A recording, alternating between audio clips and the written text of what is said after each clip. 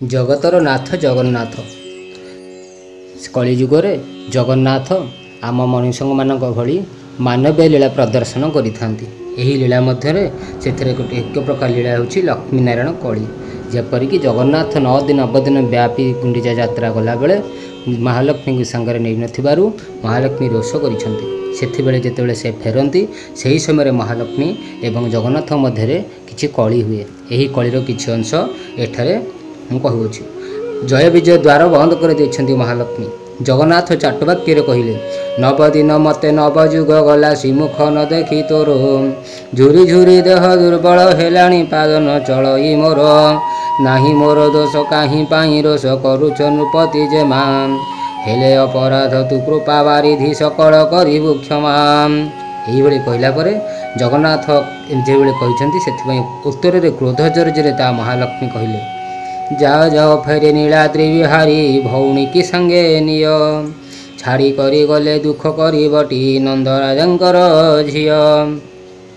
स्त्री जन्म होई टिकिए ताहार मुखरे न थाए लाज तुमे न जाऊ से रथरे चढ़िण आग होई छाए सज जगन्नाथ हसीदेले महालक्ष्मी की शांत करने निमंते जगन्नाथ पदे कहले ज्येष्ठ सहोदर तोर दृढ़ सुर से संगते थिले जेणु एक कथा चित्ते विचारिण तोते संगते न नेली तेणु मुही बोली तोर दाऊ संभाली आउ के पारंता सही घर छाड़ी करी कौपी न मारी जानताणी जोगी होई देढ़ सुर बलभद्र बलिया बलियार भुज से जगन्नाथंकर बड़ भाई आम हिंदू धर्म ओडिया संस्कृति में देढ़ सुर को भाई बोह मैंने छुअंती ना छाई पड़े देखती ना तेणु महालक्ष्मी देढ़शुर को मानी था देढ़शुर जीवार जगन्नाथ को बुझे देढ़शुर जाऊँच सांगरे तुम्हें केमी जीव उभय मध्य कली बढ़िया देखी बड़ भाई बलभद्र आ चुप ही बस रही पारे ना बड़ ठाकुर से एथिपाई भाई बोहर दोष न धरी सान भाई को गाली देले कारण भाई बोह को देढ़शुर जी सम्मान देवा कथा भाई बोह देढ़शुर को से सम्मानित करवा कथा आउ दिने जेबे घर खड़ बड़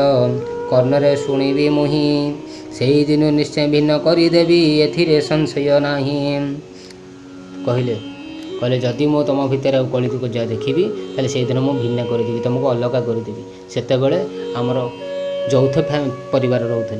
यौथ फैमिली मध्य कहीं के अलग होगा चाहूँ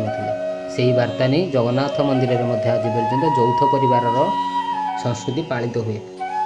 देढ़शुर एभली कथार लक्ष्मी मनर राग द्वेष अहंकार परित्याग करी खुशी हो जाते एवं जगन्नाथ